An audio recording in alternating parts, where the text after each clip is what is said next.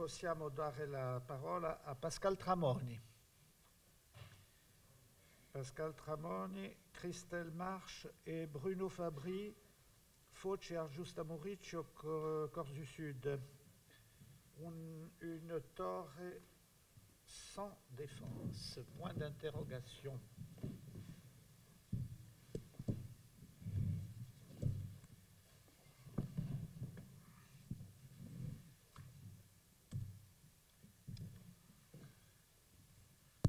Bene, buonasera a tutti, vi ringrazio. Pardon, je voulais vous réveiller un petit peu. Je peux enlever mon masque. Je voulais vous réveiller un petit peu. Je vous remercie d'avoir résisté jusqu'ici. Ça, c'est la blague juste pour déstabiliser le communicant. Bon, c'est une communication flash, rassurez-vous.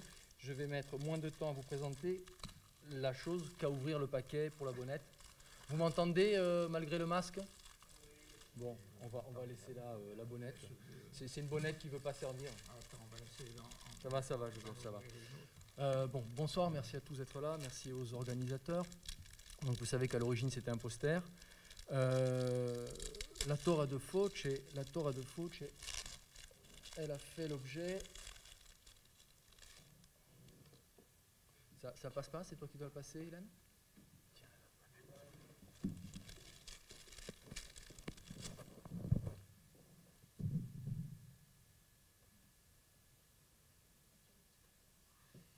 Bon, la Torre de Foce, elle a fait l'objet d'une opération d'archéologie préventive il y a déjà très longtemps.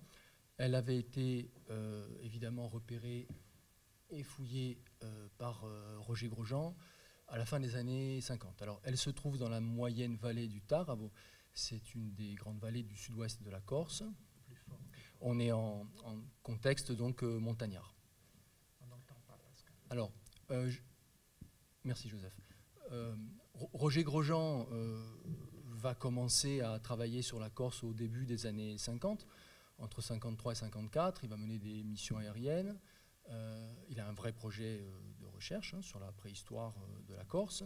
Et il va s'intéresser évidemment aux choses qui se voient le plus, c'est-à-dire aux architectures de pierre sèche, dès 54-55.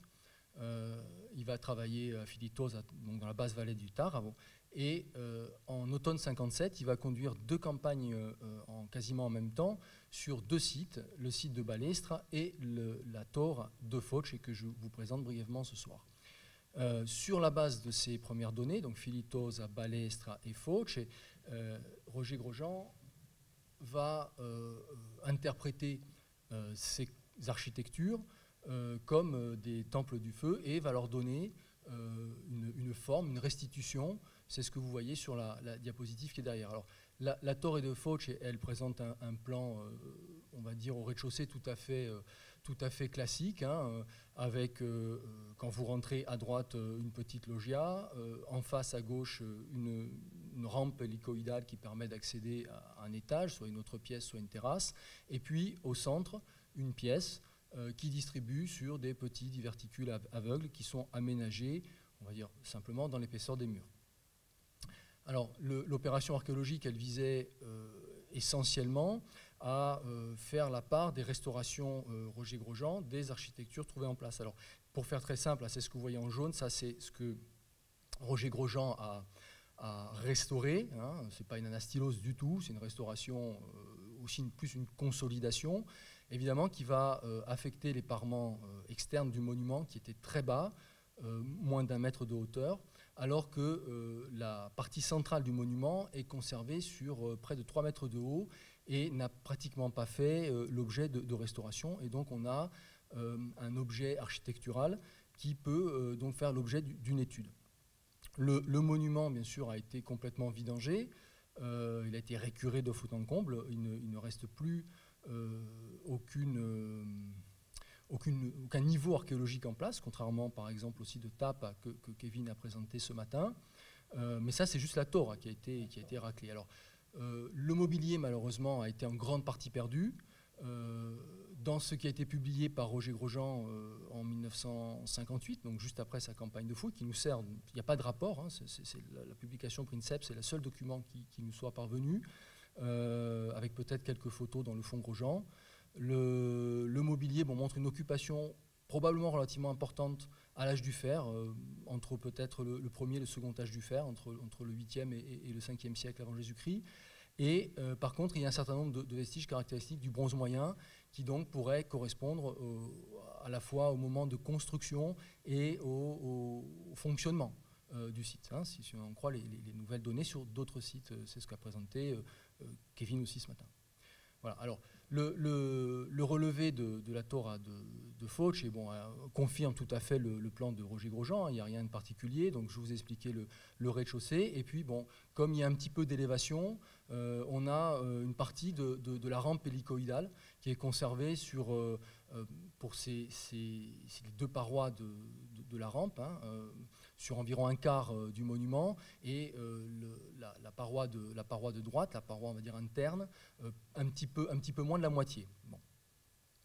Alors, en fait, quand on regarde un petit peu comment c'est construit, chose qui n'a pas été vraiment mis en avant. On les compare immédiatement au Nurag à tort ou à raison, et puis ensuite on passe à autre chose. En fait, d'un point de vue architectural, la Torah de Fauch, elle est constituée en quelque sorte de deux anneaux de pierre sèche qui n'ont pas tout à fait le même centre. Il y a un anneau extérieur qui fait environ 16 mètres de diamètre, hein, ça fait 260 mètres carrés au sol. Il y a un espace vide d'environ 1 mètre, un petit peu moins.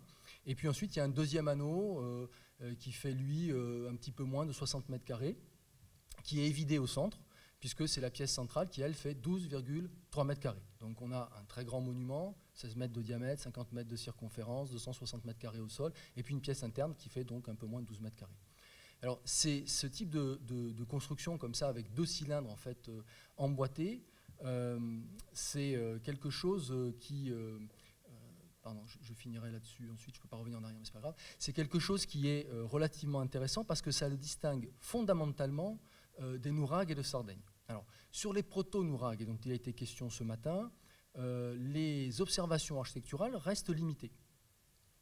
Il faudrait donc retourner à cette documentation pour savoir si effectivement la façon de concevoir l'architecture est la même, notamment, comme le disait Joseph, et une fois n'est pas coutume, je suis d'accord avec lui, dans la partie nord de la Sardaigne, dans la Gadour, dans la partie granitique, et évidemment pour le sud-ouest de la Corse. Savoir si effectivement, au-delà des parentés formelles, il y a vraiment une communauté architecturale dans la construction. C'est plutôt planimétrique que formel. Partagée. Et donc ce type de construction, donc avec finalement deux murs circulaires emboîtés, qui permet comme ça de ménager à la fois un espace pour la rampe, un espace pour la loggia, qui permet de ménager les petits diverticules, il a une importance fondamentale sur la nature de la couverture de la chambre, donc qui est petite, comme je vous le disais, dont les murs ont très peu de fruits ou sont verticaux, conservés sur 3 mètres de haut, donc on peut discuter. Et ça nous fait proposer une restitution de la voûte, non pas du tout une voûte en corbellement, absolument pas, ça ne fonctionne pas, mais une voûte coupole relativement plate où en fait chaque bloc est clé de voûte, ce qui permet donc d'avoir des poussées verticales et d'éviter les poussées latérales. Ce qui fait que si on a un monument de très grand diamètre et très gros, ce n'est pas pour contrebuter des forces qui seraient latérales, mais ça a une autre raison. D'abord, pour pouvoir ménager les espaces de circulation interne, peut-être aussi des questions d'édification, d'étapes de construction, et aussi probablement pour avoir un monument une Torah d'une telle ampleur, et c'est toujours la même question, c'est moi je fais le plus gros monument de la région. Donc ça c'était la Torah. Il se trouve qu'au cours de nos travaux, ça c'était en plus de l'opération mandatée, hein, du cahier des charges, on a pu faire des observations complémentaires sur l'environnement immédiat de la Torah et qui montrent qu'il y a un certain nombre de murs construits en grosses pierres qui ne sont pas des terrasses de soutènement, mais qui sont pour partie des murs qui sont en élévation, alors à double, voire à triple rang de pierre, comme le faisait remarquer Florian Soula, et qui délimitent un espace qui fait plus d'1 hectare, au sommet duquel se trouve la Torah. Et donc on pourrait aussi discuter du fait que sur la soixantaine de tores connus recensés en Corse, finalement, aucune n'est une tore à isoler. Ce qui, c'est une discussion à avoir, ce qui, là aussi, nous écarte d'un certain modèle sarde, pas pour le nord, mais pour le centre de la Sardaigne, par exemple, la Valle dei Nuraghi, où on voit très bien qu'on a affaire à un réseau de sites avec une hiérarchisation des types de nuraghi. Voilà, et puis sinon, ces observations architecturales, on les a répétées sur d'autres sites. La Torre de Tusiu, qui est construite exactement pareil, donc ça c'est en Alta Rocca. Bien sûr, Filitosa, le monument ouest. La Torre de Balestra, qui est aussi dans la moyenne vallée du Taravo, dans la même région. Et une partie du monument de Vadi dans la région de Porto Vecchio. Donc on a au moins 4 autres exemples où on a des similitudes architecturales dans la construction. Moi j'ajouterais aussi quelque chose. Je vous remercie. Pour ma part, j'ajouterais aussi un point important, c'est que Balestra comme Foce ne sont pas construits à partir d'un chaos granitique. Ils sont pratiquement presque sur du plat, ou sur un replat tout au moins, même s'ils sont en position plus ou moins dominante. Il n'y a pas de chaos granitique à proximité, c'est-à-dire que l'ensemble des pierres provient des champs voisins. Et donc il y a eu un transport important, il n'y a pas de chaos granitique. Et enfin, il ne faut jamais oublier que au niveau des bases et sur les pentes, on a recueilli de très très nombreuses plaques de pisé, qui sont des plaques qui atteignent parfois jusqu'à 5 kg. Je me rappelle qu'il y en avait une qui faisait plus de 5 kg, qui était donc un fragment et qui pouvait laisser penser aussi à un élément de la couverture. Alors la torre de Foce, elle est construite en fait sur un affleurement, enfin un filon de gabbro, et une partie des parements et de la fourrure est faite avec ce matériau, donc c'est prélevé sur place. Par contre, il y a aussi des monzogranite et des aplites. Je ne sais pas s'il y a un jeu chromatique, parce que les monzogranite sont gris et les aplites sont jaune clair à blanc, alors que le gabbro, lui, est plutôt gris à noir. Il contient beaucoup de ferro-magnésiens. Mais il y a effectivement des questions qui restent à traiter, comme tu disais. À la différence, par exemple, du monument de Filitosa Ouest, la Torre de Foce et la Torre de Balestre ne sont pas dans des chaos granitiques qu'elles vont utiliser, ou comme la Torre de Cucuruzu, elles ne vont pas exploiter de manière opportuniste, en quelque sorte, des blocs préexistants qui sont parfois très, très, très importants, de plusieurs dizaines de mètres cubes, mais elles sont sur des formes un peu mâles. D'ailleurs, le gabbro s'érode un petit peu de cette manière-là. Voilà. Il y a juste un petit peu de... Bon, très bien, merci pour toutes ces informations et ces planches qui viennent compléter donc la documentation sur ce monument.